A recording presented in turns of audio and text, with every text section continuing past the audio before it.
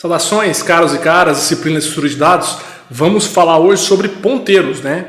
Nossa última aula, digamos em termos de recapitulação de conteúdos importantes para o desenvolvimento de estruturas de dados. Então a gente viu na aula passada recursividade, vamos hoje falar sobre ponteiros, que é, na verdade, um ponto que eu acho extremamente importante, porque todo programador tem que conhecer bem como manipular ponteiros para conseguir desenvolver, muitas vezes, códigos e soluções que usam bastante da potência e capacidade dos processadores e consigam, no caso, ter melhor performance, mas também ter uma garantia que você consegue construir programas que sobrepõem, muitas vezes, os coletores do próprio sistema operacional. É uma forma de programar bem mais robusta e segura também para determinados tipos de soluções. Então, dominar os ponteiros é uma coisa que, às vezes, é um desafio para algumas pessoas quando conhecem. Parece ser uma coisa meio complexa, mas, na verdade, é uma ferramenta muito fácil no ponto que ela tem regras bem definidas, mas também muito ampla, porque você pode fazer várias coisas ali para quebrar algumas coisinhas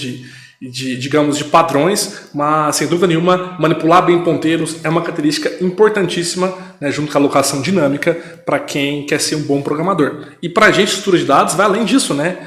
Os ponteiros garantem que a gente consiga construir estruturas de dados mais poderosas, e é aí que a gente vê a importância deles. Bom, antes de começar então a falar de ponteiros, vamos para a nossa dica da aula, né? Para essa aula eu estou trazendo uma banda especial demais para mim, tá? É uma banda dos anos 70, que é o Van Halen. Muitos de vocês devem conhecer o Van Halen, porque é um nome muito famoso, né? Mas o Van Halen é uma banda especial por dois motivos, tá? Para mim, porque foi um divisor de águas quando eu conheci ela adolescente, no que eu estava ouvindo na época, porque eu passei a ouvir com o Van Halen. O Van Halen veio numa época em que o metal estava um pouco decadente num cenário americano e até no cenário europeu, e a pegada do Van Halen trouxe algo novo, foi algo inovador para a época. Uma junção de guitarras extremamente rápidas e com riffs muito bem elaborados, ao mesmo tempo que o pessoal pensa, é muito rápido, não tem técnica. Não, é extremamente técnico, né? O próprio Ed Van Halen e o Alex Van Halen, né, o irmão dele, quando fundaram a banda, trouxeram essa ideia revolucionária de um som rápido, guitarras que trabalham juntas, mas com muita técnica. E o Van Halen trouxe, então, um som completamente novo. E o pai do hard rock, digamos, começando nos anos 70 e trazendo uma leva de novas bandas. Infelizmente, o Ed Van Halen faleceu há pouco tempo agora, né, no final do ano 2020. Ele tratava um câncer. E era, sem dúvida nenhuma, tido como um ícone, né, musical, tanto em termos de técnica como quem revolucionou aí, um pouco da música, né, nos anos 70. Eu vou trazer uma música que eu gosto muito deles, tá? Ain't Talk About Love, e eu vou colocar o começo dela para vocês verem um pouco de como que é a guitarra do Van Halen, depois já passo para a hora do refrão. Curtam o som dos caras aí, que é fantástico.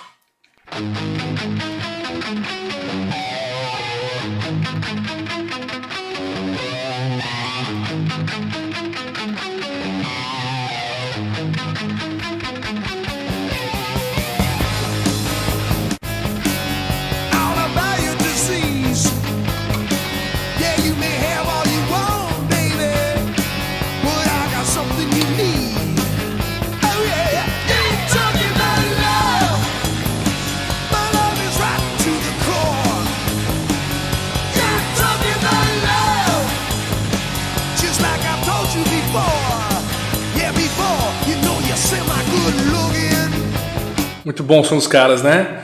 Veja um pouco mais sobre a banda, tá? Óbvio, o Spotify tem bastante coisa, mas o Van Halen, assistir vídeos, ver o Ed Van Halen tocando, né? É algo fantástico. Existem cursos aí para ensinar a tocar igual ele, né? Um cara muito técnico, enfim. É uma referência excelente aí musical.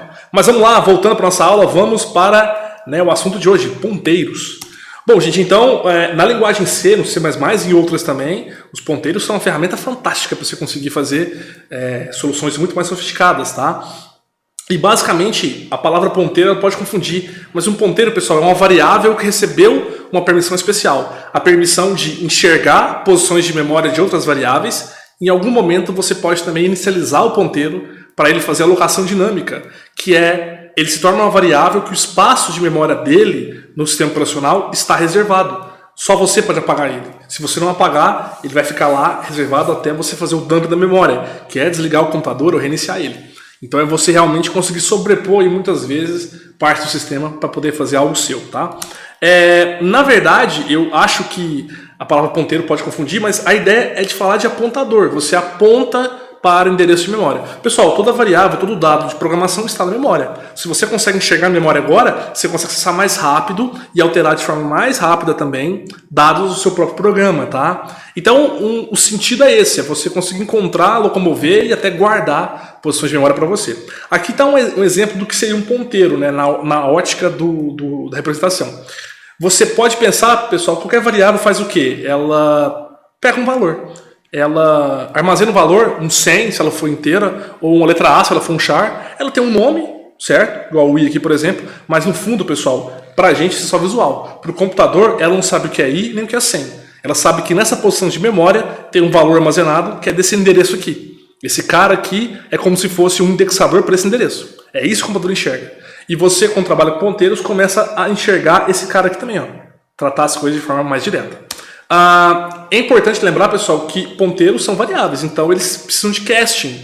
Se você quer enxergar um endereço de memória de uma variável char, você tem que fazer uma variável ponteiro char que possa enxergar ela. Char enxerga char, inteiro enxerga inteiro. E se você criar um struct, só outra struct ponteiro pode enxergar a posição de memória daquela. Tá? Então o casting, né, o typecast é algo muito importante quando se fala de ponteiros. Os motivos para você usar ponteiros são vários, tá? A passagem de parâmetros para função por referência fica muito mais simples, né? É bem mais elegante trabalhar com, no caso, coleções igual matrizes e vetores, e você consegue trazer muito mais poder para a solução. Igual eu falei, reservar posições de memória, fazer o acesso mais rápido do programa, né, do compilador, do processador para a memória, enfim, é com certeza muito mais poder para o programador. E aqui tem uma chart bem interessante sobre isso, né? Como que às vezes para as pessoas o ponteiro pode ser uma coisa complexa, quando na verdade não é, né? Nessa chart o cara explica para o outro, né, o cara da programação, que ele criou um ponteiro para um struct. E o cara fala, mas ponteiro? Por que ponteiro? Por que não int? O cara fala, o int é só um tipo de dado. O ponteiro é algo que manipula uma estrutura maior. O cara fala, entendi, mas troca para int é mais fácil. E aí o programador cai para trás. Porque para ele faz um sentido o cara querer usar um dado simples ao invés de usar uma ferramenta mais poderosa. Bom, pessoal, essa estrutura básica que é ponteiro, tá? Em C++, nós criamos ponteiros definindo a variável e usando o asterisco como sendo o marcador que aquilo é um ponteiro, tá? Esse é o tipo dele, esse é o nome da variável, e isso dá para ele o poder de ser um ponteiro. Aqui eu tenho um pouco mais sobre essa questão, né, de usar o nome da variável. Então, por exemplo, o PT, né, uma sigla para ponteiro de inteiro. O número com asterisco vira um ponteiro do tipo inteiro também. Char e assim por diante. Bom, pessoal, é importante saber que se temos o asterisco como a parte que habilita o ponteiro, nós temos também o e-comercial como sendo uma segunda forma de tratar um ponteiro, tá? O e-comercial pode ser usado para você dizer que você quer, no caso, saber de uma variável não em relação ao valor que ela guarda, 10, 20, 30, A, B, mas sim em relação à sua posição de memória. Tá? Então, isso aqui é um uso interessante do e-comercial, vocês podem ver, que é, por exemplo, eu tenho uma variável simples, count, igual a 10, e tenho um ponteiro do mesmo tipo inteiro, né, PT. Se eu falar que PT é igual a e-comercial count, eu acabei de guardar em PT o endereço de memória de count. Tá? Não se enganem, pessoal, o PT ainda consegue guardar valores dentro dele igual a variável normal, mas além de guardar os valores, ele tem a permissão especial de guardar em outro local o endereço de memória de variáveis igual a ele, e ele fez com count. Nessa hora, se você quiser ver o valor de PT, vai ser igual ao de count, que é 10. Porque o PT faz o quê? Ele está apontando para o endereço de memória de count. Então a parte dele, variável PT, que guarda valores, está guardando o mesmo valor de quem? De count. Porque os valores estão guardados na memória. E se eu estou olhando para aquele endereço, eu olho para o valor também, eu sei que valor é ele. Pessoal, se você fizer uma variável PT, ponteiro, igual a count sem comercial, dá erro o compilador. Porque ele não sabe tratar isso. Quando você fala que um ponteiro é igual a alguma coisa, o compilador espera que você traga um endereço de memória. E para trazer um endereço de memória na variável normal, é preciso usar o e-comercial. Beleza? Aqui tem alguns exemplos para vocês sobre como isso funciona assim.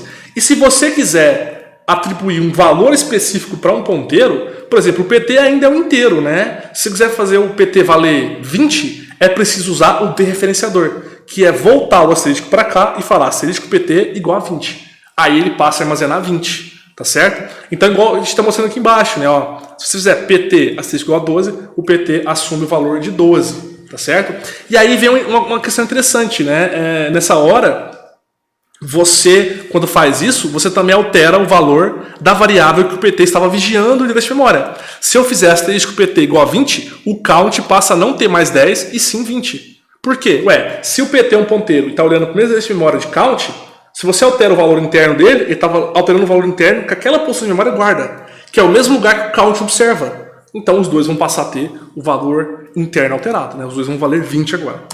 Aqui tem um exemplo de como você pode, por exemplo, fazer uma variável comum receber o quê, né? No caso aqui, o endereço de memória, né? Não uma variável comum. No caso aqui, pessoal, m igual a count, o m tem que ser um ponteiro, senão ele vai dar um problema, vai dar um erro de compilador, tá? E aqui tem uma outra operação diferente, né? Se você quiser fazer uma variável simples, não ponteiro, receber o valor interno de um ponteiro, você tem que usar de novo o dereferenciador. O dereferenciador, então, é usado para você tratar o valor interno da variável normal. O m, se o m for um inteiro e o q for um inteiro também, e o m olha para uma posição de memória que guarda o valor 10, se você quiser que o q tenha esse mesmo valor 10, faça q igual a asterisco m. Se não fizer asterisco, também dá erro de compilador. Bom, aqui eu tenho um exemplo de código agora para vocês, tá? Aqui eu tenho dois ponteiros P1 e P2. O P1 olha para o endereço de memória de x e o P2 passa a ser igual ao P1. Se eu mandar printar, pessoal, o P2, olha o que ele faz. Ele imprime para mim o endereço de memória. Que é o endereço de memória de quem? De P1, que é o endereço de memória de x. Porque P1 estava observando o endereço de memória de x. P2 ficou igual ao P1. Como P2 também é um ponteiro, quando um ponteiro é igual ao outro, eles pegam a mesma posição de memória para enxergar. Detalhe, pessoal, só é possível imprimir isso aqui porque no printf eu coloquei o quê?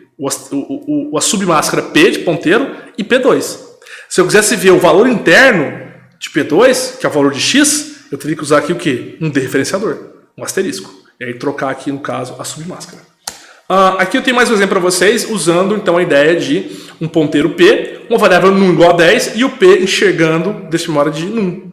Aqui agora, pessoal, nós estamos printando usando o dereferenciador e printando 100. Quando eu uso o dereferenciador, eu vejo o valor interno, ó, 10. Quando eu não uso, eu vejo a posição de memória.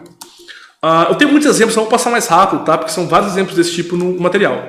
Aqui, por exemplo, eu falo para vocês como igualar ponteiros, né? Quando você fala P1 igual a P2, eles igualam a posição de memória que eles observam. Quando é P1 igual a P2 dereferenciando, você iguala os valores internos, tá? Aí se é uma variável inteira, é um valor inteiro. Se é um char, tá? Também você pode incrementar e decrementar ponteiros, que é uma coisa bem interessante. Incrementar e decrementar é fazer ele pular posições de memória, tá? Esse é um exemplo, tá? Se pegar um inteiro, pessoal, um vetor de char ou de inteiro P1 e fazer mais, o que ele faz se ele estiver olhando para alguma variável inteira ou para a posição de memória de uma variável inteira, ele vai passar a olhar para a próxima agora, para uma próxima variável, porque o mais sem dereferenciador faz com que ele, no caso, então, olhe para uma posição de memória à frente. Então, se existir mais de uma variável inteira no seu programa, ele vai conseguir olhar para outra agora. Ele vai parar de olhar para uma e olhar para outra quando fizer isso.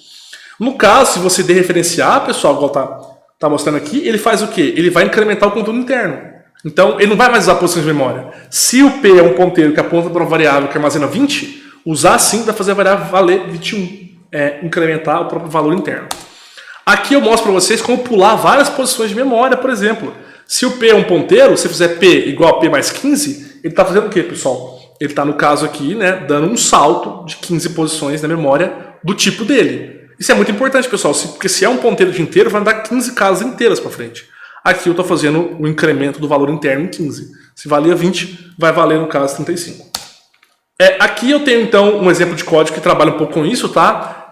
Um ponteiro de float, tá? Fazendo mais aqui, vocês podem ver uma coisa interessante. Quando eu printei ele a primeira vez, ele mostrou qual posição de memória? 002. Quando eu fiz mais nele, printei de novo, ele mostrou 006. Ele saltou 4. Por que 4, pessoal? Porque uma variável float ocupa 4 bytes da memória. E se ocupa 4 e eu der mais, ela pula uma posição de float na memória, que é mais 4. Então de 2 ele passou para a posição 6, tá? Aqui tem um exemplo também, fazendo agora com mais 20, né? Repara, ó, ele pulou bem mais à frente agora, para 52. Né? Ele deu um salto aí bem maior por causa da questão da soma. Isso é uma coisa importante, pessoal, porque operações com ponteiro você tem que lembrar. Se ponteiros têm casting de tipos, cada tipo ocupa o espaço da memória. O char, pessoal, ocupa só 1 byte, tá? Porque o char pega um caractere, né? Um vetor de char com 5 chars ocupa 5 bytes. Mas cada tipo de variável ocupa um espaço diferente. Repara, pessoal, o int é 2 bytes, o float é 4, o long também é 4 e o double é 8. Então, se você pular na memória um double, ele pula 8 posições inteiras, né? Lembrando, pessoal, quando você vai criando variáveis na memória, o próprio compilador ele vai criando elas de forma concatenada, próximas. Então, fica aqui o inteiro, 2 bytes. O próximo aqui, mais 2. Então, posição 0, 1 é um inteiro. A 2, 3, é outro. A 4, 5 é outro, assim por diante. Ele vai pondo em fileira. Então, por isso você pular de posições dá certo. Pelo tamanho certo da variável, tá? Aqui eu tenho um exemplo de operações de ponteiros, tá? E funciona muito bem, tá? Quando você fala que é igual, é porque é a mesma posição de memória. Quando você fala que é diferente, obviamente diferente. Mas quando você fala menor ou igual, ele verifica se esse ponteiro está na posição de memória maior do que esse, mais à frente, ou até mesmo em tamanho, né? No caso, como é casting, tem que ser o mesmo tipo. Então, é em posição. Então, ele olha se está na posição maior ou menor, tá? Mas não é possível fazer multiplicação e divisão, tá, pessoal? Só essas operações aqui com ponteiros. Aqui tem um exemplo, pessoal, de uso, né? Eu estou aqui, então, no caso, vendo, né, se P1 é um arco P2, e eu descubro aqui no caso, né, que a variável x está em endereço de memória acima da variável y. Então, o P1 que está pegando, no caso, x, está na posição de memória acima, mais à frente, né, do que o y. Bom, e aí vem, pessoal, a ideia dos vetores com ponteiros, tá? Essa parte é bem importante, porque todo vetor, pessoal, para a gente fica parecendo, pelo desenho sempre, que é uma coleção, né, de coisas concatenadas. Mas na verdade, pessoal, um vetor nada mais é do que a instância de várias variáveis de um tipo. Um vetor de int tamanho 10 instancia 10 variáveis int. A diferença é que a variável não tem nome. O vetor tem um nome. E cada índice dele você acessa pelo, no caso, pelo colchete, né, e pelo índice numérico dele. Então você está olhando várias posições que tem inteiros. Quando você cria um int vet10, vetor de 10, o compilador vai lá e pega 10 posições de memória de tamanho 2 e reserva elas. Está aqui seu vetor. E na verdade, pessoal, o que é o vetor? O vetor, pessoal, é um ponteiro, tá? Todo vetor é um ponteiro. Ele é um ponteiro para a primeira posição desta fileira de variáveis que você criou. Porque se você tem a primeira posição, basta usar os índices do colchete para pular para as próximas. Então todo vetor, no fundo, é um ponteiro, tá bom? Isso é uma coisa interessante, porque quando a gente olha aqui, olha só, você vai perceber, pessoal, que se você criar uma variável ponteiro, ela pode igualar um vetor, tranquilamente. Porque se você criar um ponteiro P, asterisco, e falar que ele é igual a um vetor, ele entende isso. Porque ele pega o quê? A posição de memória do primeiro elemento desse vetor. E usando o ponteiro agora, você pode passar por todas as posições do vetor, tá? Algo bem interessante, né? Aqui tem um exemplo disso. Eu vou criar um vetor, pessoal, de inteiro de 10 posições e crio aqui um ponteiro de inteiro também. E eu falo o seguinte, olha só. Minha variável aqui, meu ponteiro, vai ser igual a e comercial i. Ele está olhando para a posição de memória do i. Então, agora eu estou olhando para esse i que vai depois poder ser uma variável que vai transitar pelos índices do vetor. Repare que operações que podem ser feitas e que não podem. Essa aqui não pode, tá? Vetor é igual a vetor mais 2. Você não pode fazer isso. O vetor não sabe andar para frente das posições e aumentar seu próprio tamanho. Vetor mais funciona porque é um vetor normal. Mas você pode pegar, por exemplo, o ponteiro normal, sem usar e comercial nada, e falar ponteiro igual a vetor. Igual foi para vocês, ele pega a primeira posição do primeiro elemento do vetor. Ou ponteiro igual a vetor mais 2. Ele também faz isso. Ele pega o quê? A posição do segundo elemento, né, do mais 2 do vetor. E aí, pessoal, você pode, por exemplo, navegar por um vetor de forma até mais simples e rápida, né? Reparem aqui, eu tenho um vetor de char de tamanho 30 e um ponteiro P de char. Eu falo que P é igual ao vetor de char, str. Reparem, pessoal, que eu vou agora rodar um while enquanto o P for o quê, pessoal? True. O meu ponteiro P não encontrar um valor nulo, né? E faço o quê? Estou printando, pessoal. Reparem que interessante. Estou printando, usando a submáscara C de caractere, o asterístico P++. Eu estou printando o quê, pessoal? Onde que o ponteiro P está olhando, que é uma posição desse vetor aqui. Usando de referenciador, eu estou vendo o valor interno dele, então são as letras do vetor mesmo, e dando mais, para imprimir uma posição do vetor, depois a outra, dentro do while. Isso aqui, pessoal, me dá um retorno, né? Eu vou printar este vetor de char inteiro. O que é bem interessante se perceber, né? Então, se o vetor é uma coleção que trabalha através de um ponteiro, o próprio vetor é um ponteiro de primeira posição, um ponteiro que você cria consegue, no caso aí, né, entrar nesse vetor e trabalhar ele inteiro. Aqui eu tenho o mesmo exemplo com matrizes, né? Reparem, eu tenho uma matriz 50 por 50, muito grande, né? Uma matriz de 2.500 posições. E aí, pessoal, eu faço o quê? Rodo 2 for's para preencher essa matriz. Uma vez que eu preenchi ela, reparem, eu vou usar um ponteiro simples para percorrer ela inteira. Mesmo ela tendo dois índices diferentes, né? E olha só o que eu faço, ó. Faço um ponteiro, ó, f, e falo que f é igual a mat. Ué, mas a matriz é diferente do vetor, ela tem mais índices, né? Ela tem dois universos, né? A gente pode até falar aí, duas posições que se concatenam formando a matriz. Não tem problema. Por quê, pessoal? Essas 50 por 50 são, na verdade, 2.500 posições de memória que o compilador reservou para você. Então, passar por elas é um ponteiro normal, andando 2.500 posições. Então, o meu f aqui, olha só, eu vou rodar um for que vai de 0 até 2.500, que é 50 vezes 50.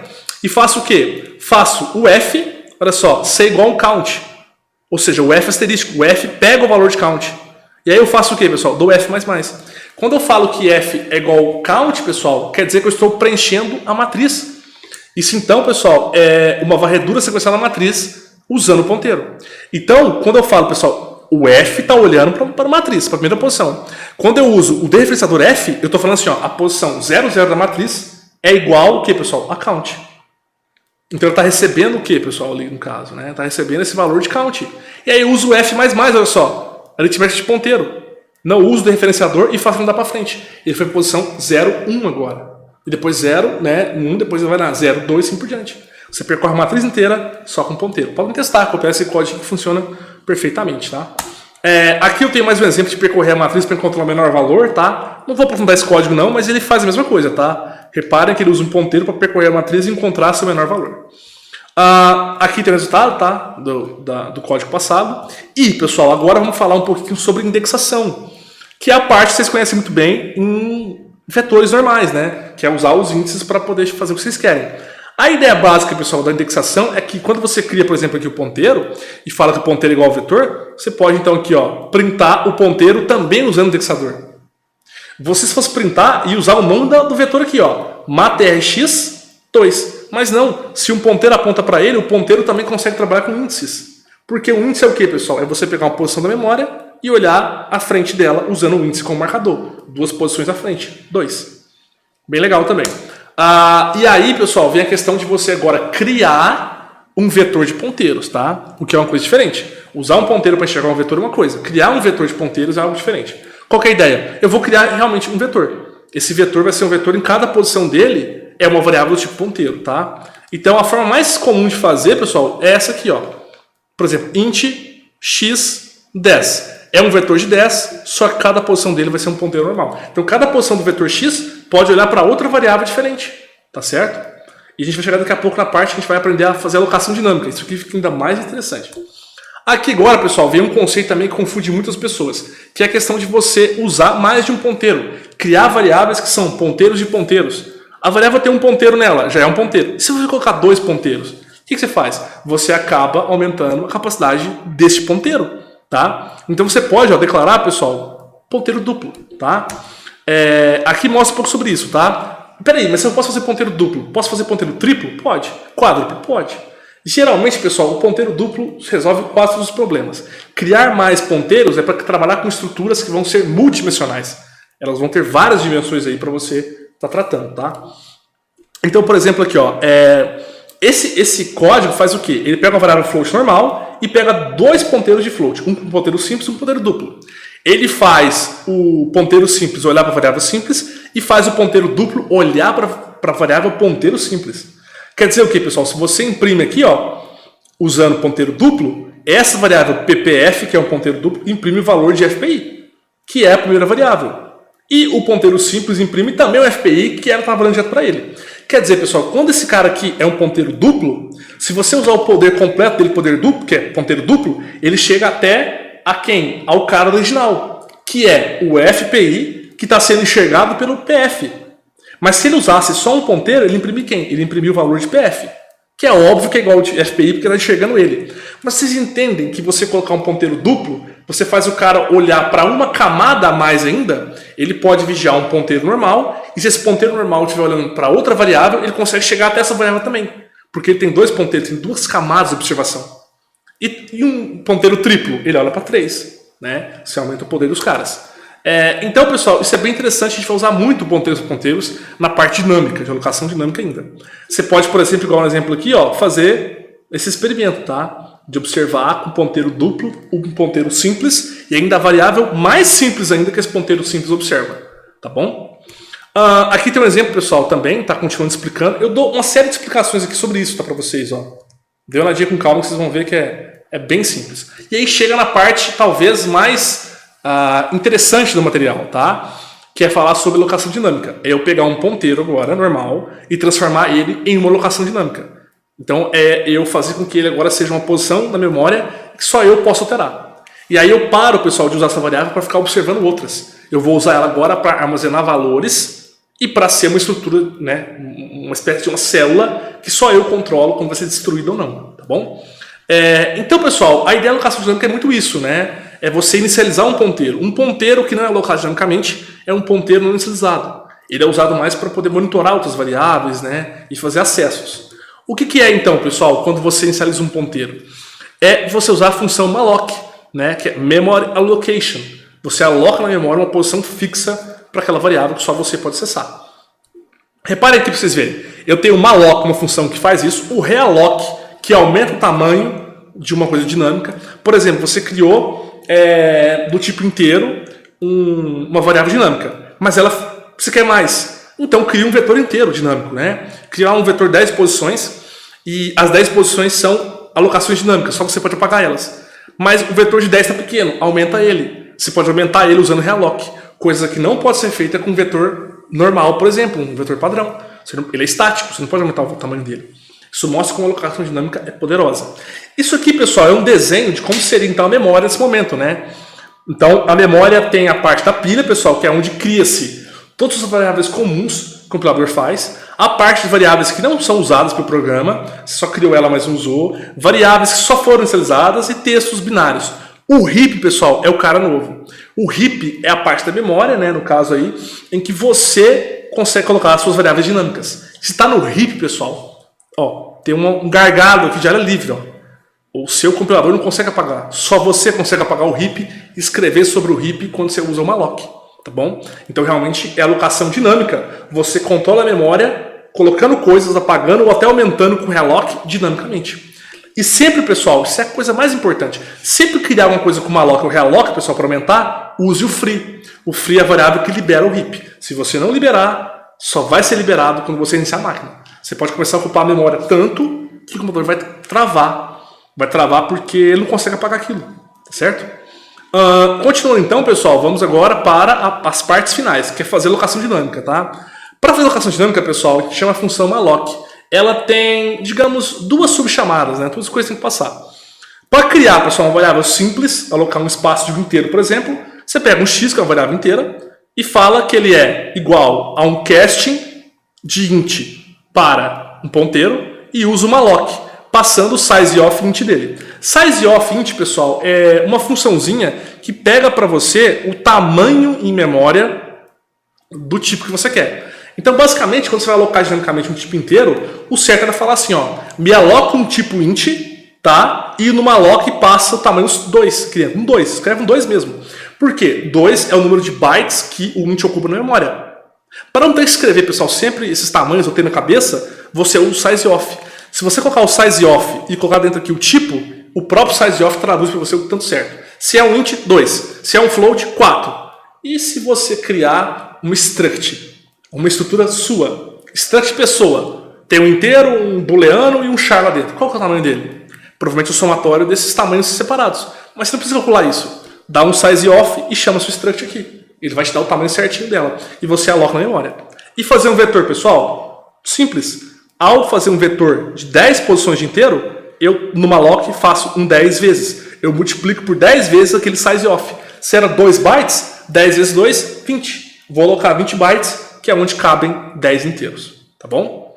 Então, pessoal, você usa, olha só, o malloc para fazer vetores, tudo. Tá aqui um exemplo do struct, né, pessoal? Olha só, criei um struct aqui, chamada data, e fiz ela como um ponteiro. Se eu fiz ela como um ponteiro, agora eu posso, no caso, alocar dinamicamente. Quando aloca dinamicamente, pessoal, o ponteiro passa a não ser mais um ponteiro simples de olhar para os outros e deixar memória. Ele é um cara que guardou um valor ali dentro, interno seu, e não vai apagar mais, a não ser que você apague. Então, pessoal, aqui, ó, o D, que já era um ponteiro, malloc, sizeof de, né, no caso aqui, o tipo que é data, que eu chamei struct de data. Tá, mas cadê aqui, por exemplo, aquela parte lá atrás que você fez, né, tá até aqui em cima, que é dando typecasting, né? Aqui, pessoal, não precisou porque o D ele já foi criado tipo data aqui. Mas você poderia fazer, né, aqui, abre parênteses, data e colocar o caso do referenciador. Mas no caso aqui não precisa. E aí, pessoal, quando você aloca dinamicamente um struct, você não acessa os subvalores dela mais usando ponto. Por exemplo, d.dia. tem que usar agora, pessoal, a setinha, né? Que é o indicador de ponteiro lá, ó. D, setinha dia, igual a 15. Aí você altera o valor interno delas, né? Ah, mas eu não quero usar o coisa, eu quero usar o ponto. Se você usar o ponto, você não vai estar vendo o valor interno delas. Vai estar falando sobre endereço de memória interno dessa variável dia, mês e ano. Tá bom? Então, pessoal, para struct tem todo um tratamento especial. E temos aqui o free, né? Gente, não se esqueçam, muito importante, tá? Criou a variável, criou um vetor inteiro, usou, dá o free no final do código, tá? Sem o free, a memória vai ficar sempre cheia. Aqui tem um exemplo, tá, de uso do free. Ele é muito simples, pessoal. Você faz aqui, ó, por exemplo, eu estou alocando dinamicamente um float.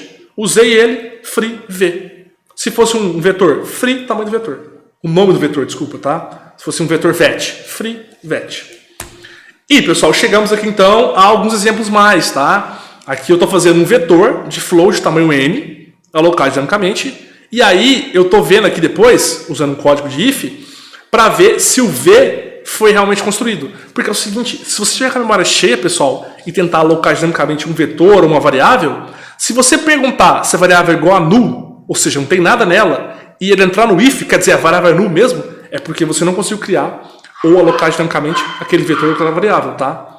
Porque com null quer dizer que não tinha espaço mais memória. Acabou. Certo? Tá aqui mais um exemplo de free, tá? Pessoal, então os ponteiros são um recurso muito importante, tá? É muito poderoso para se usar e é preciso usar eles com bastante parcimônia, tá? Se você consegue, por exemplo, instanciar um vetor inteiro, alocar dinamicamente, se você instanciar esse mesmo vetor mais uma vez, você cria uma matriz. Porque uma matriz são o quê? Vetores, né? Ou arrays concatenados, né? Posicionados juntos. E aí se você usar um vetor, né? Um ponteiro de ponteiro, você consegue fazer uma matriz. E um ponteiro de ponteiro de ponteiro, 3 ponteiros, uma matriz tridimensional e por diante, tá? Aqui, pessoal, tem um exemplo, né, de como usar com sabedoria isso aqui. Reparem, esse é um pequeno códigozinho, se você usar, você vai estourar a memória do seu computador, né? Porque ele aloca aqui dinamicamente, pessoal, uma variável inteira, que já é um ponteiro e, e depois ele pergunta, né, pro while, roda um while para mim, enquanto o e for diferente de null. Bom, o e nunca, ele só vai ser null, ou seja, diferente, né, igual, enquanto for diferente de null, ele só vai ser null quando você tentar alocar ele de novo e ele estiver cheio. Então ele fica no while aqui, ó, eternamente alocando esse e várias vezes. Aloca. Uma hora vai estourar a memória. E quando estourar, ele vai sair daqui, porque o while vai ser igual a null, o e, ele vai chegar aqui e falar, memória cheia. É como se fosse um mini travador de máquinas, tá?